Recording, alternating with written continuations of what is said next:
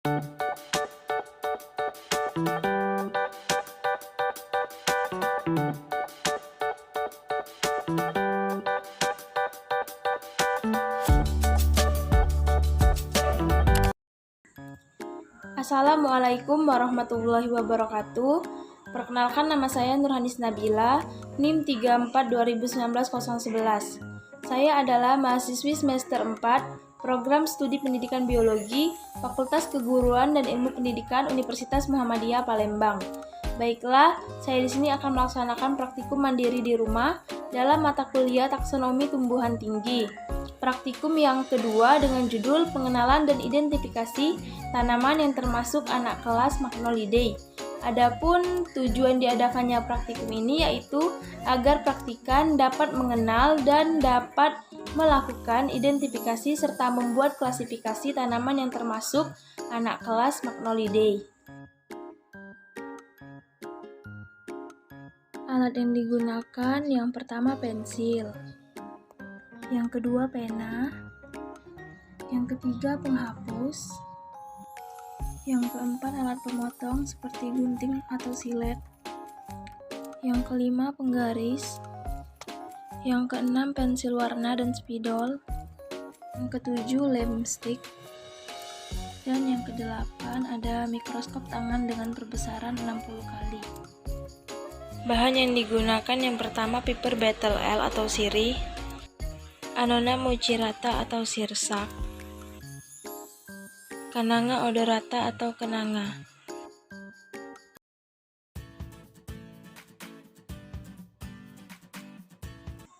Baiklah, langsung saja ke cara kerja. Cara kerja yang pertama yaitu menuliskan hari dan tanggal, praktikum keberapa, judul praktikum, serta tujuan diadakannya praktikum pada lembar kerja mahasiswa yang telah disediakan.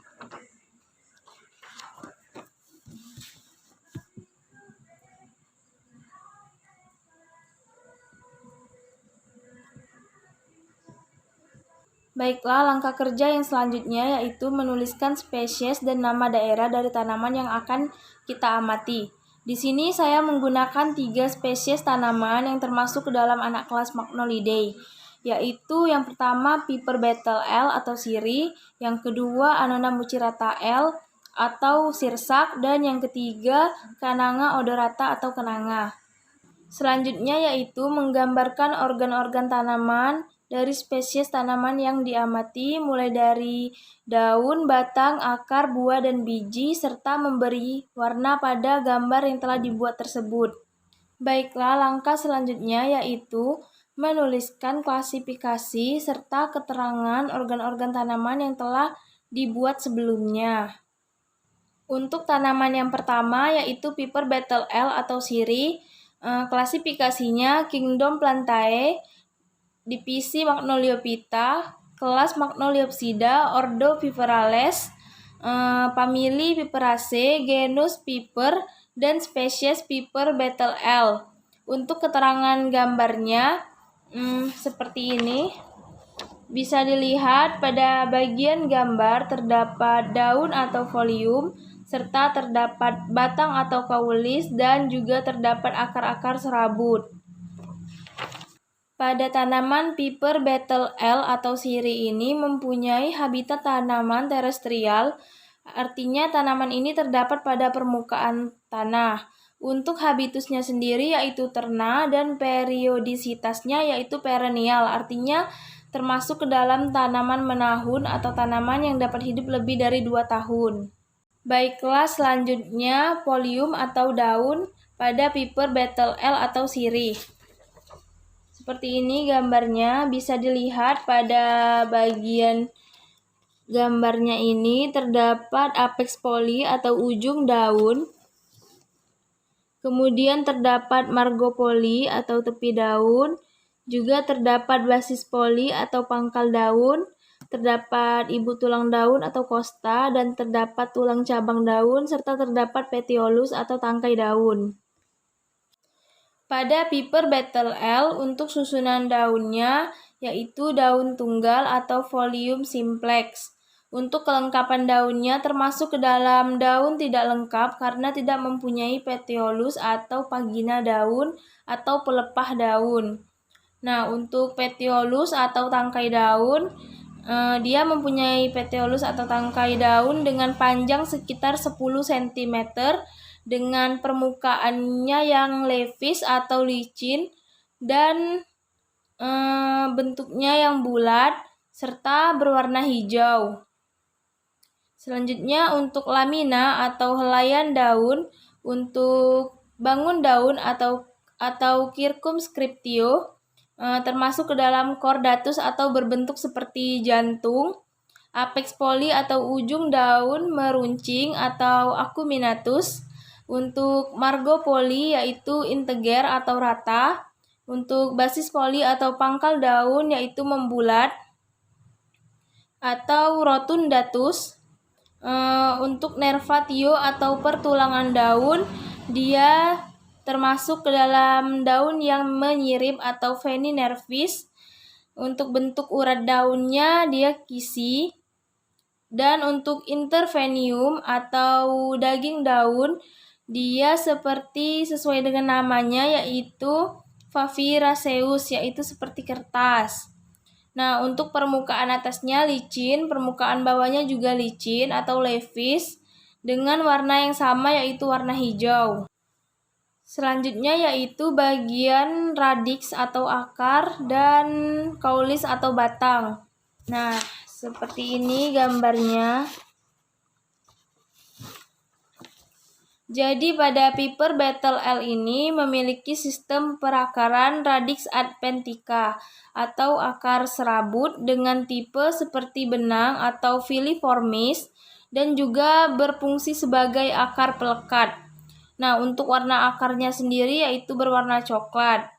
Selanjutnya yaitu bagian batang, dia termasuk tipe yang batang lignosus atau berkayu. Bentuk batangnya bulat atau teres dengan permukaan batang yang levis atau licin. Untuk arah tumbuh batangnya sendiri yaitu scandens atau memanjat, biasanya menumpang pada tanaman yang lain. Untuk warna batangnya coklat sedikit kehijauan. Selanjutnya yaitu tipe percabangan simpodial.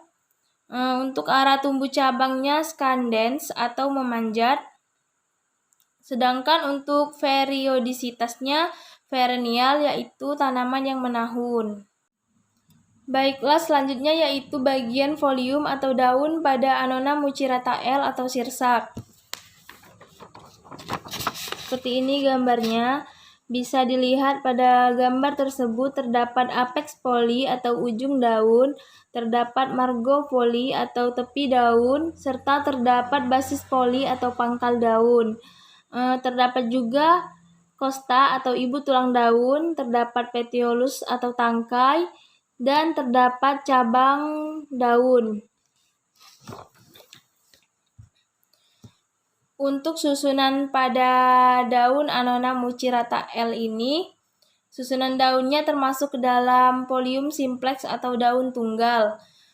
Untuk kelengkapan daunnya termasuk ke dalam daun tidak lengkap karena tidak mempunyai pagina atau pelepah daun. Untuk petiolus atau tangkai daun berukuran sekitar 1,5 cm dengan warna hijau dan permukaan yang skaber serta bentuk bulat atau teres. Nah, untuk bagian lamina atau helaian daun, yang pertama itu circumscriptio atau bangun daun, oblongus atau memanjang. Yang kemudian apex poli atau ujung daun yaitu meruncing atau acuminatus, basis poli atau pangkal daun membulat atau obtusus. Untuk tepi daun atau margo poli yaitu integer atau rata. Untuk nervatio atau pertulangan daun veni nervis atau menyirip. Untuk urat daunnya atau pena yaitu jala. Intervenium atau daging daun perkamen. Untuk permukaan atas dan permukaan bawah levis atau licin. Untuk warnanya sendiri sama-sama berwarna hijau. Selanjutnya yaitu akar dan batang pada Annona mucirata L atau sirsak ini. Bisa dilihat pada gambar terdapat radix atau akar dan terdapat batang atau kaulis. Pada Annona mucirata L ini memiliki sistem perakaran radix primaria atau akar tunggang dengan tipe akar seperti tombak atau fusiform dengan warna coklat kehitaman. Untuk kaulis atau batang, dia termasuk ke tipe batang lignosus atau berkayu dengan bentuk bulat atau teres serta permukaannya itu skaber. Arah tumbuh batangnya erectus atau menuju ke atas dengan warna batang berwarna coklat. Untuk tipe percabangannya sendiri yaitu monofodial dengan arah tumbuh cabang patens atau condong ke atas. Untuk periodisitasnya sendiri yaitu perennial atau tanaman menahun. Selanjutnya yaitu buah atau fructus pada sirsak atau Annona mucirata L. Seperti ini gambarnya. Untuk keterangan gambarnya, yang pertama terdapat tangkai buah, kemudian terdapat exocarpium, kemudian terdapat spina atau duri pada permukaan kulit buah. Pada Annona mucirata L atau sirsak ini memiliki penggolongan buah termasuk ke dalam buah sejati ganda dengan tipe buah buni ganda. Untuk bagian-bagian buahnya sendiri terdapat 3 bagian. Yang pertama yaitu exocarpium. Dia tebal, berduri, dan berwarna hijau. Kemudian terdapat mesocarpium, tebal, berserat, dan berwarna putih. Dan yang terakhir terdapat endocarpium, tipis.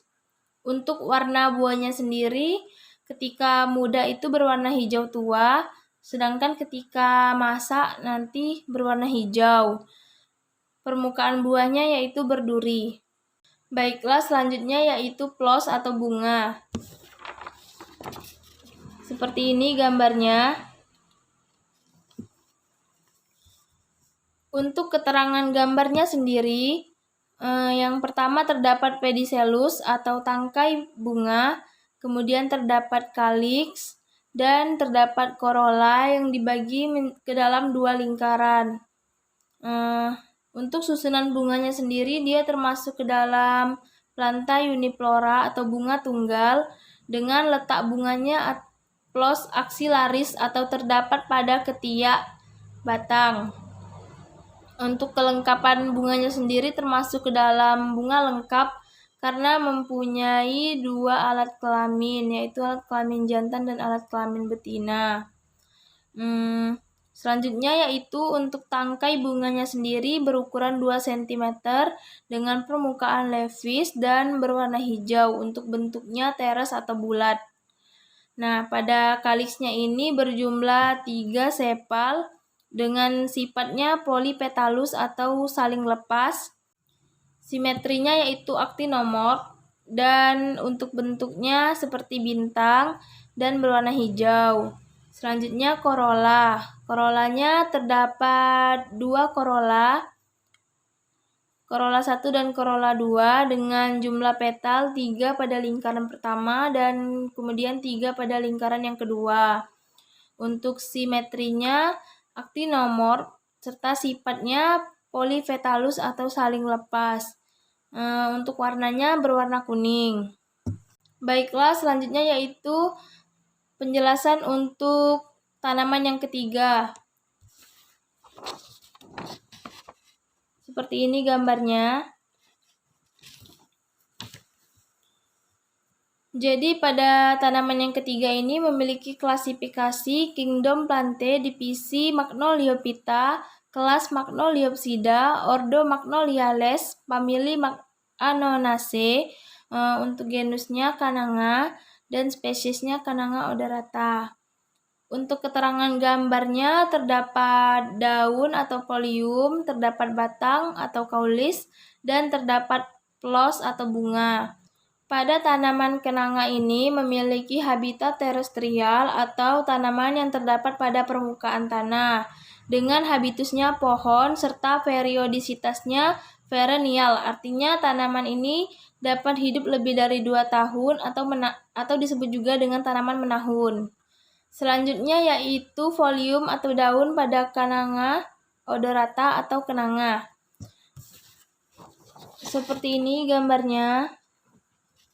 Bisa dilihat untuk bagian-bagiannya terdapat apex poli atau ujung daun, terdapat margo poli atau tepi daun, terdapat basis poli atau pangkal daun, serta terdapat petiolus, terdapat costa atau ibu tulang daun, dan terdapat cabang daun, serta terdapat lamina atau helaian daun.